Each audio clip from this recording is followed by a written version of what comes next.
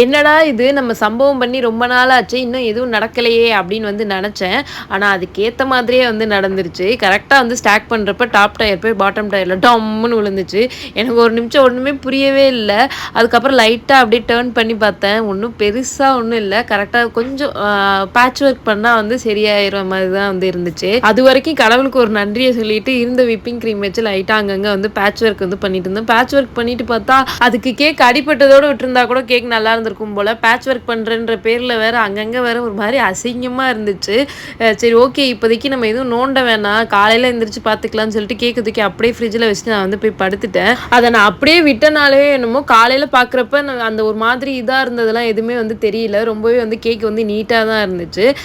Morning தான் வந்து இதுக்கு தேவையான ஃபாண்டன்ட் ஒர்க்குமே வந்து ரெடி பண்ண வந்து ஸ்டார்ட் பண்ணேன். ஃப்ரோசன் தீம்ன்றனால எனக்கு தெரிஞ்ச மாரி ஏதோ ஒரு ஸ்னோ மேனையும் செஞ்சு வச்சு, அதுக்கப்புறமாட்டி அங்கங்க வந்துட்டு இந்த ஸ்னோ இது மாதிரி வந்து ஃபாண்டன்ட்லேயே வந்து பண்ணி வச்சிருந்தேன். எல்சா ஃபேஸு, நேம் மட்டும் வந்து பிரிண்ட் எடுத்து வச்சிருந்தேன். மீதி ஃபுல்லாமே வந்து ஃபாண்டன்ட்ல பண்ணிட்டேன். ஓவராலா வந்து கேக்க கம்ப்ளீட் பண்ணி பார்க்குறப்ப ரொம்பவே நீட்டா இருந்துச்சு. நான் கூட ஏதோ சொதப்பிட்டோமோ அப்படின்ற மாரிலாம் வந்து நெனச்சேன். ஆனா கம்ப்ளீட் பண்ணி பார்க்குறப்ப, இதில நம்ம பேட்ச் ஒர்க் பண்ணோமா அப்படின்ற மாரி தான் இருந்துச்சு.